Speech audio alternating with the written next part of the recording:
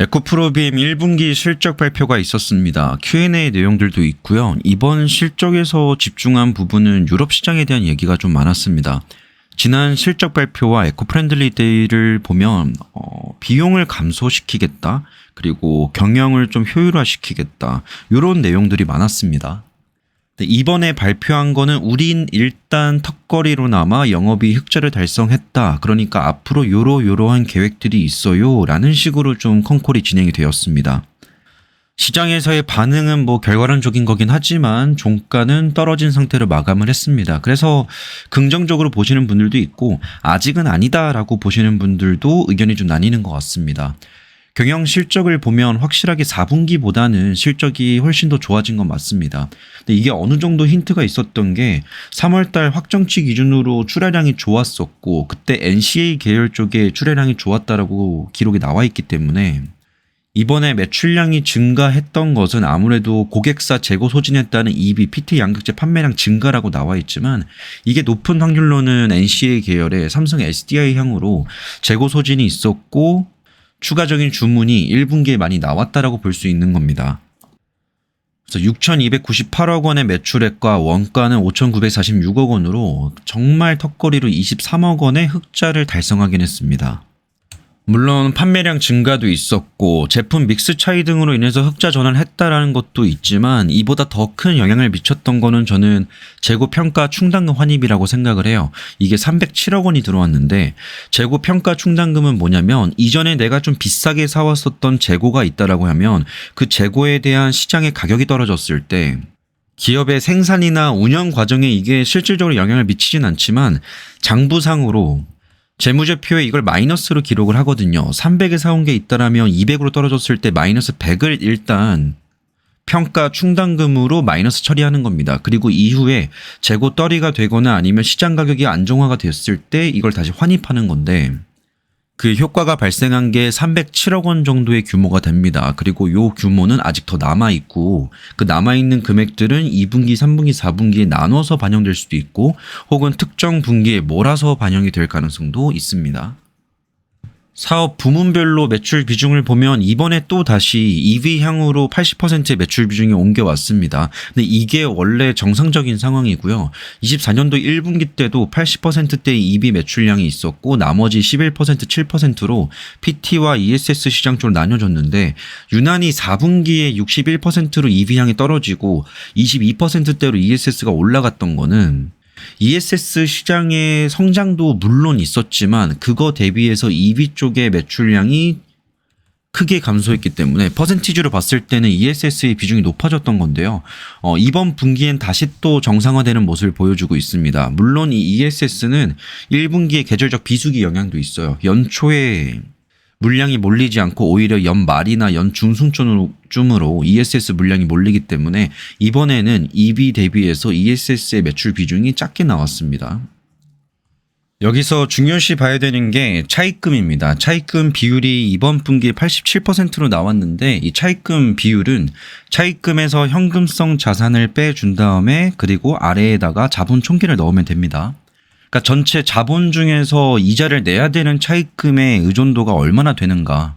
그래서 이 차입금 비율이 너무 높을 때는 회사가 가지고 있는 자본 대비해서 너무 많은 이자 지출을 하고 있겠다라고 추정을 하는 거고, 재무적으로 불안정하다라고 보는 겁니다. 근데 순차입금 비율은 오히려 작년 1분기보다 지금 낮아진 상태고, 오히려 작년 4분기가 73%로 순차입금 비율이 낮은 편이었거든요. 근데 이번에 3,354억 원의 추가 차입이 있었습니다. 헝가리 쪽의 법인 건설 때문에 3,354억 원을 추가로 반영을 했지만 그래도 현금성 자산이 늘어나게 되면서 전반적으로 순차입금 비율은 그렇게 위험한 수준은 아니다라고 나와 있습니다.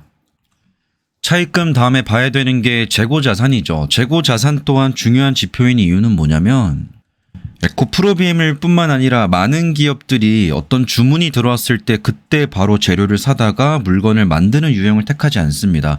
재고를 어느 정도는 쌓아두고, 물량이 예를 들어서 지금 재고가 7,000밖에 없는데 물량이 만이다. 그러면 한 3,000이나 4,000 정도를 추가로 원재료를 구입해서 이거를 제공품 만들거나 제품화시켜서 판매하는 전략을 택하고 있는데, 그러다 보니까 이 재고를 관리하는 능력 또한 굉장히 중요합니다. 근데 아시다시피 예전에 원재료의 값이 굉장히 높을 때 2022년도, 23년도에 그때 구비해놨었던 원재료의 가격이 2023년도, 4년도 되면서 폭락을 했습니다. 그러다 보니까 재무제표 상으로는 재고 손실이 반영이 되고 있었던 건데 이번에 보면 4분기까지 6,163억 원까지의 재고 자산을 줄인 것도 매우 중요했지만 저는 이때가 거의 막바지라고 봤는데 이번에 1분기 때 추가적으로 재고 자산이 줄어들었습니다. 재고 자산이 그냥 단 하나의 묶음으로 되어 있는 게 아니라 그 안에 구성품들을 보면 이렇게 유형이 나뉘고 있는데 양극재 사업에 관련되어 있는 거는 일반적으로는 원재료, 제공품, 제품 정도로 보면 됩니다.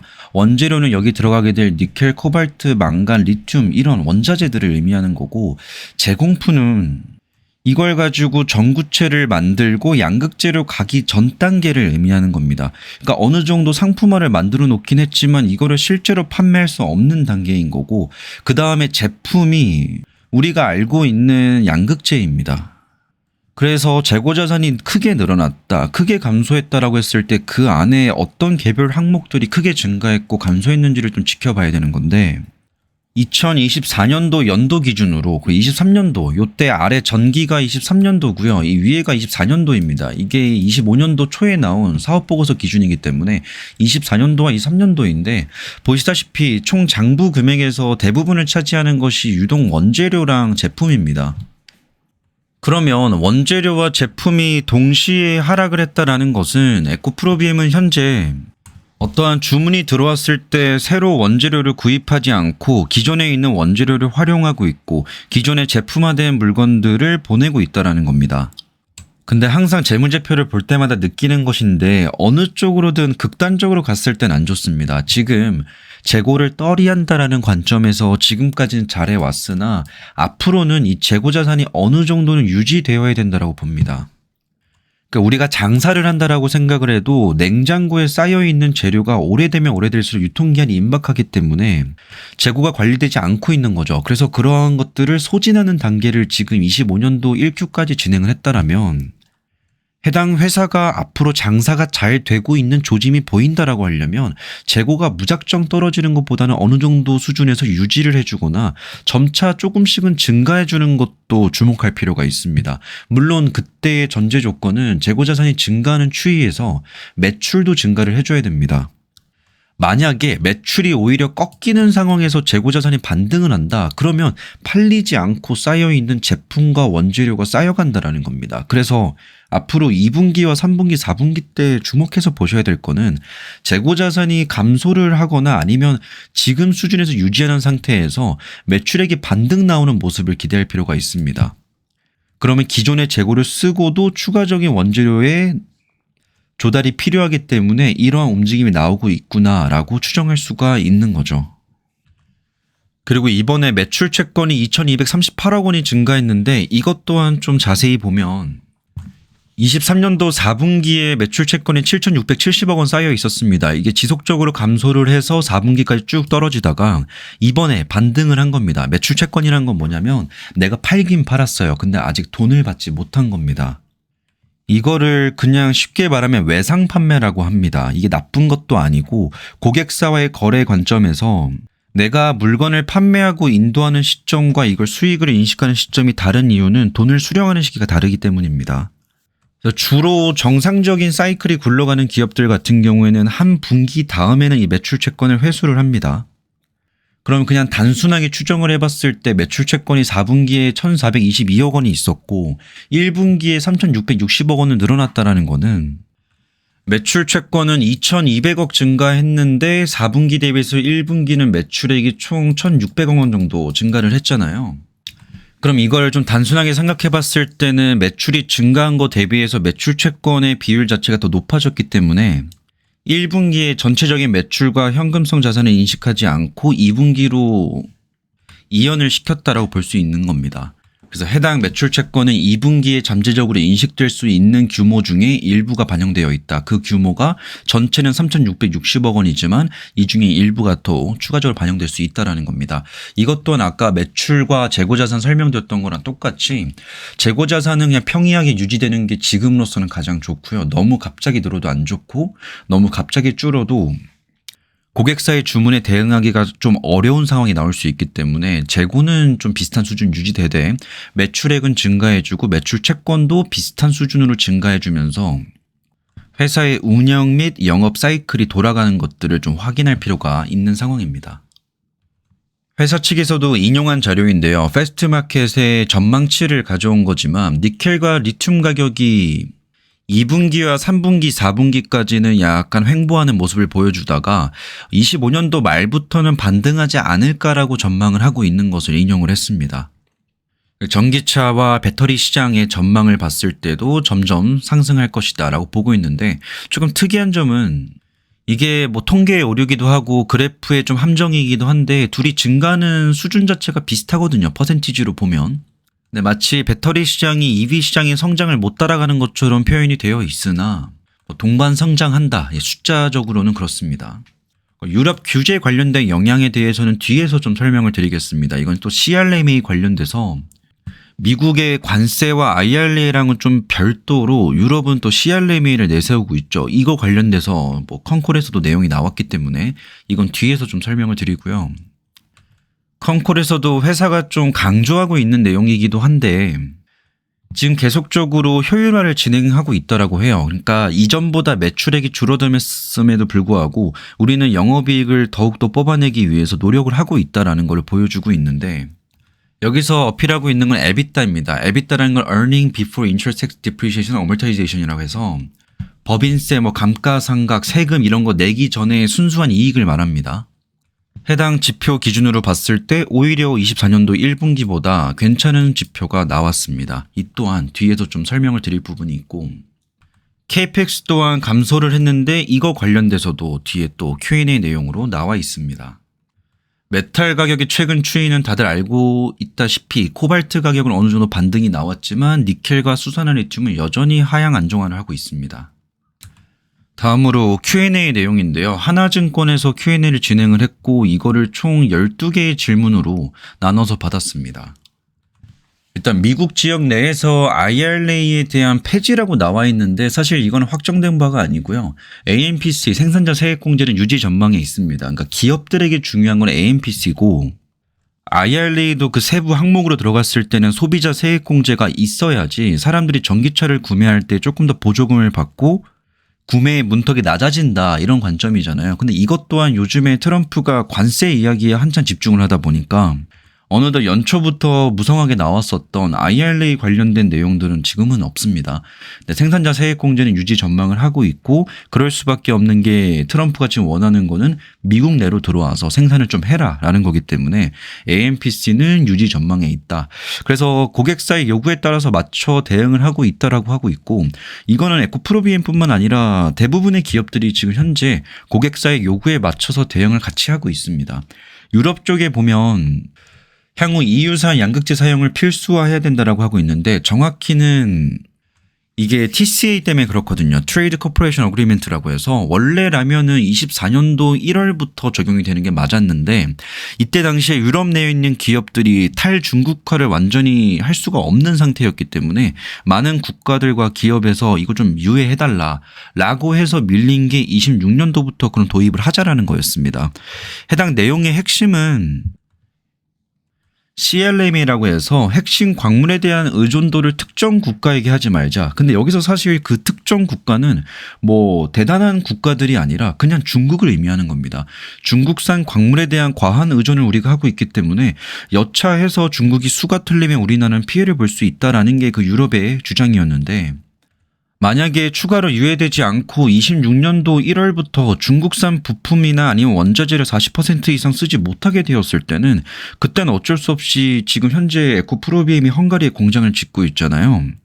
만약에 A사가 중국산 부품을 100% 의존하고 있었다면 그 의존도를 낮추고 나머지 부분들을 에코프로비엠에게 수주를 맡길 수밖에 없는 상황이 되는 겁니다. 근데 이게 또 함정은 이전에도 24년도에 시행한다라고 해놓고 2년이 밀린 내용입니다. 그래서 26년도 되었는데 유럽 쪽에서 다양한 의견들이 엇갈리면서 이게 또 바뀔 수도 있어요. 하지만 현재로서는 헝가리 공장을 통해서 시장을 선점할 수 있다라는 포인트를 보셔야 되는 거고 에코프로비엠도 그렇고 포스코 퓨처엠도 그렇고 생각보다 이 관세 리스크에 대해서는 크게 여기고 있지는 않은 것 같습니다. 네, 현재로서는 미국보다는 유럽 비중이 훨씬 더 높은 상황이기 때문에 미국 관세 리스크는 영향이 제한적일 거다라고 생각을 하고 있고, 실제로 에코프로비엠은 미국 자체의 관세도 문제지만 캐나다와 미국 관계에서 갑자기 불똥이 튈까봐 좀 우려스러웠죠. 근데 지금 또 분위기가 나아지고 있고, 어차피 트럼프 정권 때는 정책이 막 바뀔 겁니다. 말에 따라서 막 여러 번 시장이 움직일 텐데 관세 확정 여부에 따라서 중장기 영향에 대한 점검을 할 것이다. 하지만 뭐 포퓨 때도 제가 컨콜 들으면서 느낀 거지만 에코프로비엠 또한 특히나 이 양극재 기업들은 크게 이 관세 리스크에 대해서 경영진들이 여기고 있지는 않은 것 같다라고 보여지고요.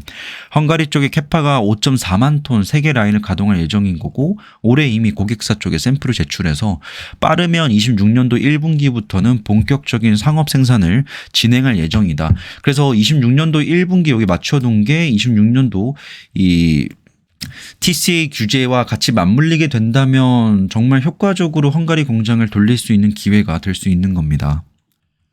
그리고 유럽 쪽에서 나오는 이 탄소 규제에 대한 아젠다도 좀 지켜봐야 되는데요. 이게 뭐 항상 그렇지만은 않지만 유럽이 미국과는 굉장히 독립적으로 가는 것처럼 보여도 사실 미국 기준에 따라서 좀 맞춰가는 느낌이 있습니다. 그래서 실제로 바이든 정권 때는 조금 더 이 탄소 규제에 대한 내용들을 많이 언급을 했는데 요즘엔 요게 우선순위에서 좀 밀린 느낌입니다. 근데 여전히 탄소 배출 3년, 25년도, 27년도 평균 배출량 계산으로 완화를 시키는 걸로 가고 있고, 과연 유럽이 미국과 어떤 큰 신경을 쓰지 않고 독자적이고 독립적인 방향으로 환경 규제를 시작을 하게 될지, 아니면 미국 따라서 조금 등한시하게 될지, 이건 좀 지켜봐야 될 것 같습니다.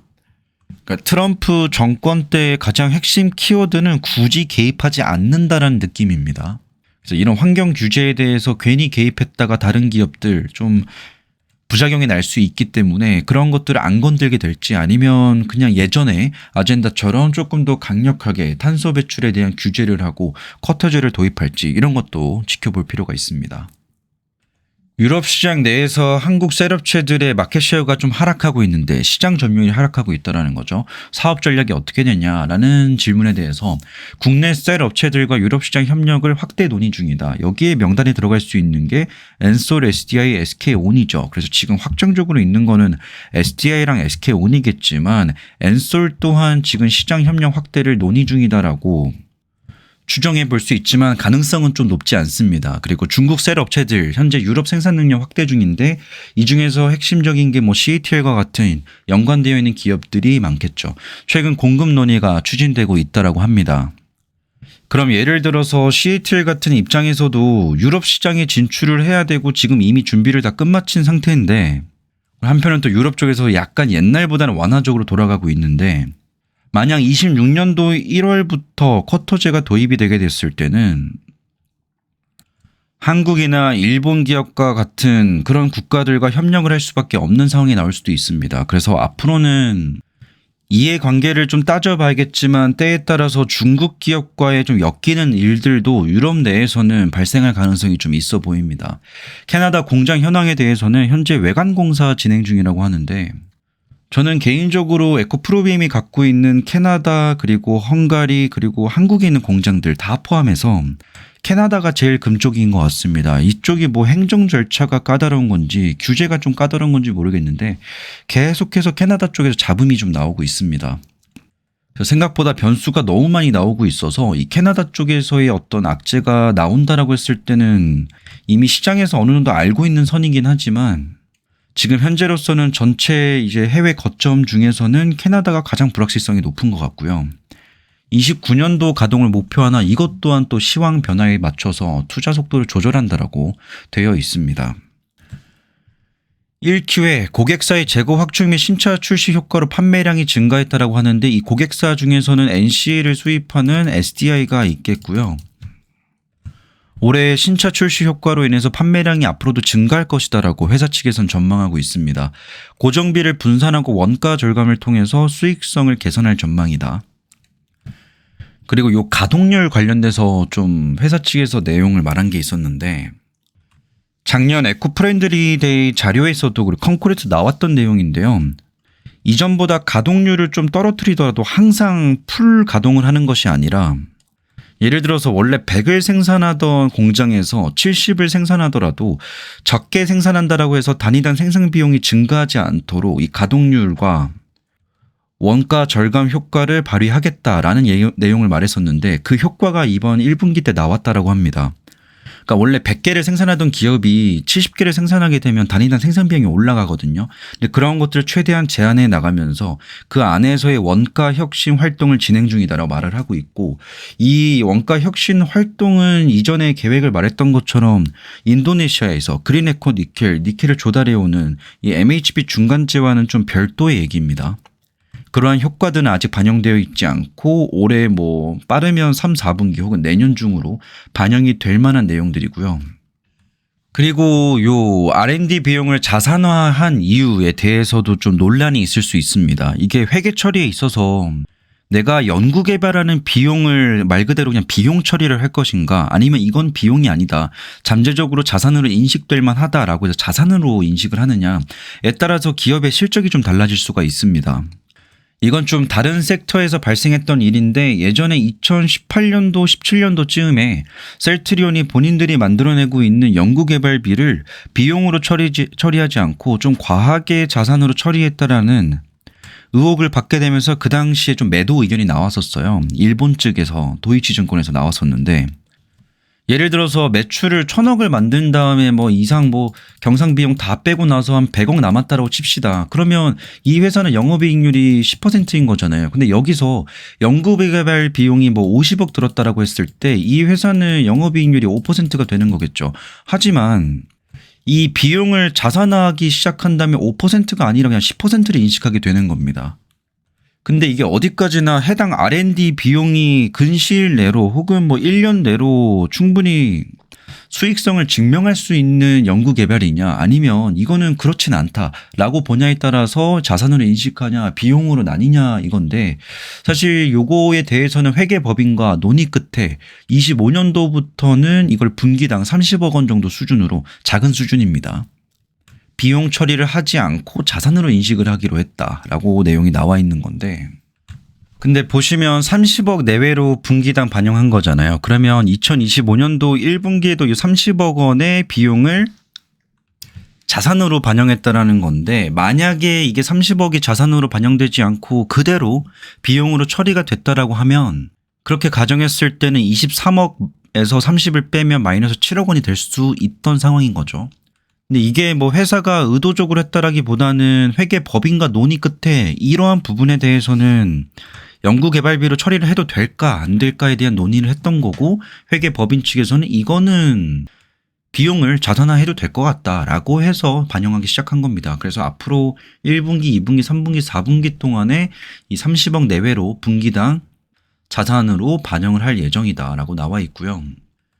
판관비가 증가한 이유는 해외 사업 확대, 개발 인력 보강, 통상 좀 물가 상승 수준 등을 반영한 것인데, 이 해외 사업 확대에 있어서 판관비가 앞으로도 추가적으로 증가할 가능성이 있습니다. 왜냐하면 앞으로 지금은 시운전 중이지만 헝가리 공장도 내년에 본격적으로 가동을 해야 되고, 지금 인도네시아에 있는 그린에코 니켈 쪽으로도 인력을 보강해야 되고 해외 사업을 확대해야 되기 때문에 관련되어서 앞으로는 판관비가 늘어날 텐데, 그 증가하는 수치를 능가하는 매출과 이 규모가 나오느냐, 이게 아마 올해 한 해 동안 에코프로비엠의 미션일 것 같습니다.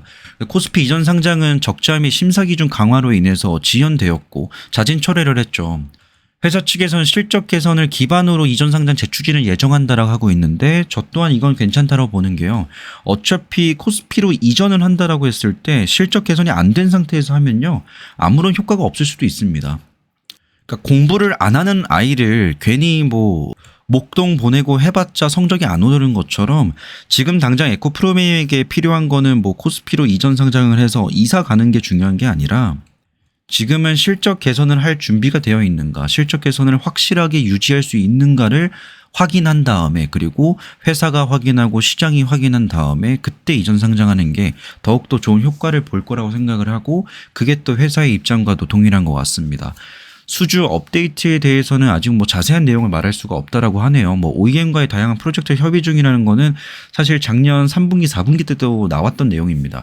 여전히 협의가 진행 중인 것 같고 그 중간중간에 협의의 결과물로 나왔었던 내용들도 있지만 아직 한 서너 곳 정도는 더 협의 중이다라고 밝혔었지만 그중에 하나밖에 안 나왔죠. 추가적으로 다양한 프로젝트에 대한 협의 내용들이 앞으로 25년도에 나오지 않을까 싶고 LFP 사업 현황에 대해서는 지금 현재 파일럿 라인을 추가적으로 증설 계획에 있고 이게 2분기에 있다고 합니다. 저도 이게 규모가 얼마나 될지 금액이 좀 비용이 많이 들어갈까 안 들어갈까에 대한 조사를 하고 싶어서 알아봤는데 이 증설하는 과정에서 얼마나 돈이 많이 들어가는지는 모르겠습니다만 일단 기존의 자금 가지고 충분히 감당할 수 있지 않을까라는 생각이 듭니다. 전구체와 무전구체 합성 방법을 동시에 개발 중이고 무전구체 합성 방법에 대해서는 완전히 탈중국화가 가능한 기술이다. 고객들의 긍정적 평가를 받고 있다라고 하지만 여전히 이게 중국이 워낙 가격을 낮게 팔고 있기 때문에 원가 절감과 비용을 낮추는 거에 대한 미션은 여전히 남아있다라고 볼 수가 있겠습니다. 이번 에코프로빔 실적 턱걸이로 흑자 전환했지만 더 중요한 내용은 사실 회사의 그 손익 보다는 회사의 재무상태표에서의 뭐 자산이 어떻고 재고가 어떻고 현재 어떤 식으로 회사를 효율적으로 굴리고자 노력을 하는가 이게 좀 중요한 것 같고요.